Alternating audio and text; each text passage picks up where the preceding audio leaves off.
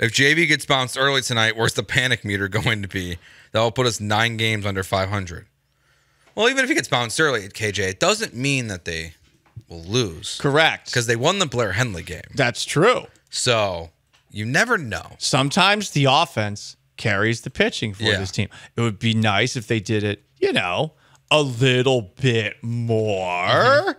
But, guys, tonight's the first game of the season. You're looking at it all wrong. They're 0-0, right? Like, they just played the pre-playoffs. Iron sharpens iron. You play a bunch of plus 500 teams. This was their preseason, okay? And they didn't take it as seriously as they probably needed to. But they know where they're going to be at the end of the year in the ALCS. So everybody who's looking at this and saying, oh, my God, the Astros are 6-14.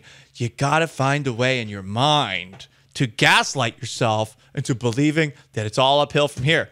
And that's how you do it. Today's the first game of the season. Today's the greatest day of your life. Today's the greatest game for the Houston Astros of the 2024 season. I'm Tony Robbins, bitch. If Justin Verlander gets bounced early today, the panic meter is going to be at an 8 for a lot of people. Are you going to put it at an 8? 6. I'm going to put it at a 0.3 because they'll be 0-1 to start the season. How many times can we say this? I'm going to keep saying How many times as long as I can. I'm going to say it until somebody gets a battering ram, blasts their way through the front door, assuming they figure out which of our front doors is the front door, which is sometimes an issue here at our address. And they're going to have to get me out of the studio. There's a lock in here. I'd be able to stay in here for a little bit. No food, Dude, no water. Cook in here. Yeah, no toilets either. And turn the light. Maybe we turn the light off would be okay, but we couldn't stay in here very long. Right. Plus, they could come through the window. Yeah, they could get through that window, but we could have Austin in for Sean. He could lock the door. We'd be okay. Yeah, we'd be okay. So listen, I'll keep the propaganda going. How many times have I had to rally you people when you doubt this team? A lot of times. I actually have done it a surprising amount of time. And this is not my team by blood. This is the bandwagon I joined. And here I always am telling you guys, relax. Yeah, but from Game 6 of the 2017 ALCS on. I like Junior Bronco's take here. Astros sucking on purpose just to make the comeback even more epic. Exactly. They're bored. They're bored. They're like a cat. They're playing with their food, which is all of baseball. Chandler Rome also had this article today, which he highlights some numbers that are causing the Astros issue. And this one was interesting to me because as we talked about the lineup and the success that it has not had with runners in scoring position, there has still been, Alvarez, Tucker, Altuve, these guys have still they've been very good for the most part this year. So the Astros have a 506 OPS in late close situations. Oh my God. A late close situation. That's so bad. Yeah, is defined as a plate appearance in the 7th inning or later with the batter's team tied, ahead by a run, or having the tying run at least on deck. The Houston Astros have taken 104 of these this season at bats. They're hitting 217. Well, that's better than Jose Abreu. The OPS is 506. The league average for the OPS at this time is 679. Of the 21 hits the Astros have in these 104 plate appearances, they're all singles except for 2, both coming from Jose Altuve. And Alvarez is 1 for 11 in these situations. Alex Bregman is 2 for 11 in these situations. Kyle Tucker is 2 for 8 in these situations. And this is where it's not good. I go back to the Jeremy Booth argument a little bit, where I do disagree with him about lineup construction. Is lineup construction doesn't fix that. That's just your best players having 30 play appearances right there. That math's correct, I think, between Alvarez, Bregman, and Tucker, and being very poor in important moments. Like that was a shocking, jarring when I read those things. Because I was just like, oh, that's way worse than I thought it would be in late game situations. Well, hey, spin zone, Joe. Spin it. That OPS is twice as much as Jose Abreu's OPS. That 506, is that what you said? That is amazingly bad. Yeah, I mean, here's the thing. It's so bad. You can't believe it. That's because it's flukish. It feels... Spin zone. It feels like it's not real still. Like that's where it's not just a spin zone, Paul. It's not going to be like this forever. It's not. The Astros are going to be much better in these situations. They can't be worse this season. Legitimately. They at some point, unless they're Jose Abreu, they're going to figure it out. They are going to be clutch again in these moments. The question is how big of a hole are they going to be in when they figure it out? Like that's really the question. Because they're going to, that stuff's not going to stick around. Starts tonight, man. This starts tonight. The 8-game winning streak begins tonight and it ends in Mexico City. Can't wait. Much like Hernando Cortez once conquered Tecnotitlan and took Montezuma out. Dude, I got your first history lesson. I don't know anything about this one. You don't know about Mexico City is built on top of the former Aztec capital. I don't know if I'm pronouncing it right, but it's like Tecnotitlan. Okay. And that's, I'm going to take your word for this one. The second conquering of Mexico City is going to be by the Houston Astros. Because the Americans never could. They tried to invade a couple of times and it went very horribly. Gotcha. Okay.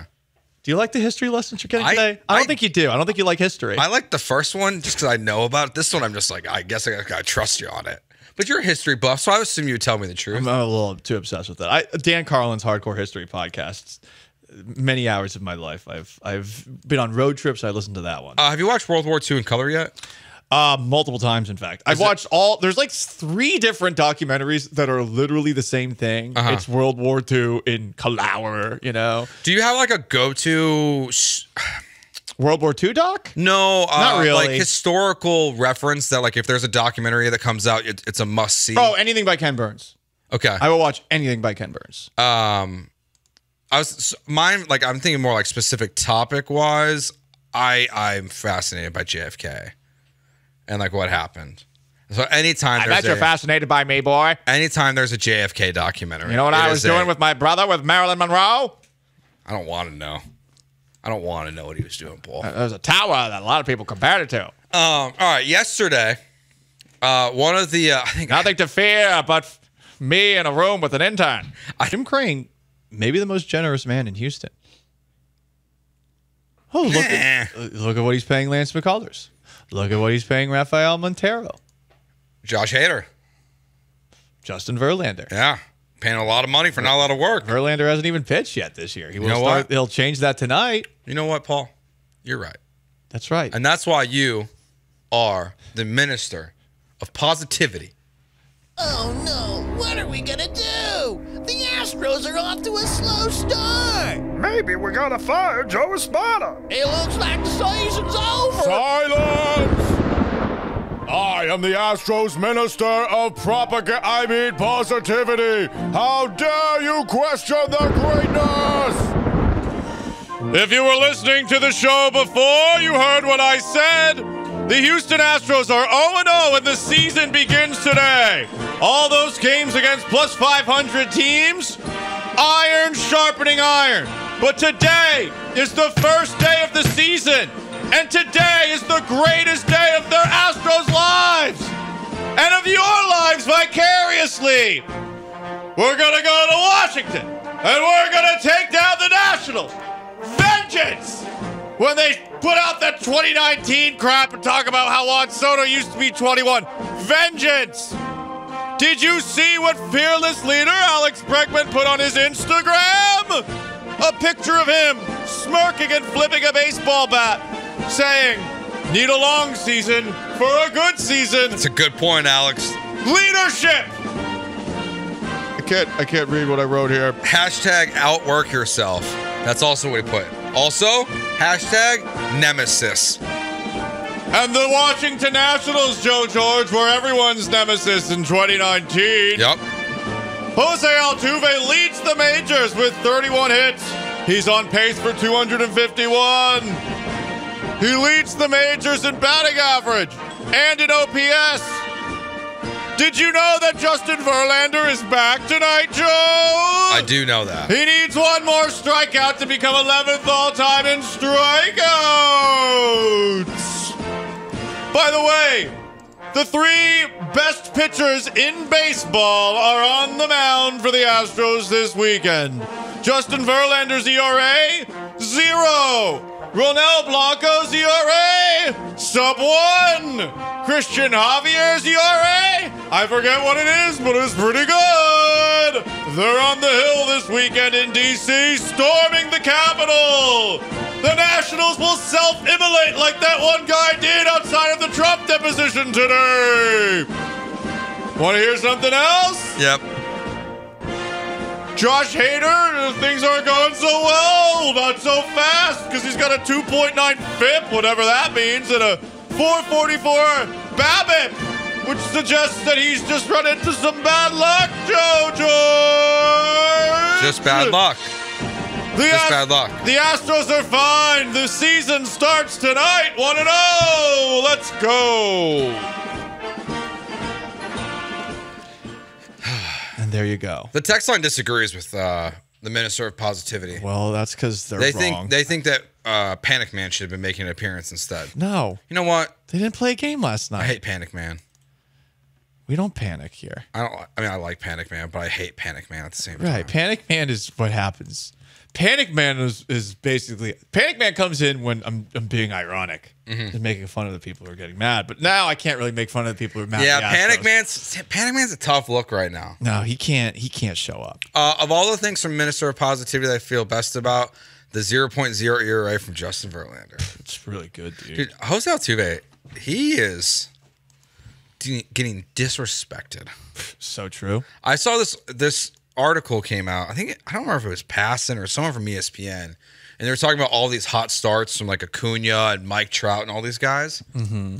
Maybe Jose Altuve was written about in the article, but they didn't use him as a headliner. I thought that was disrespectful. How dare they? He leads the league in batting average.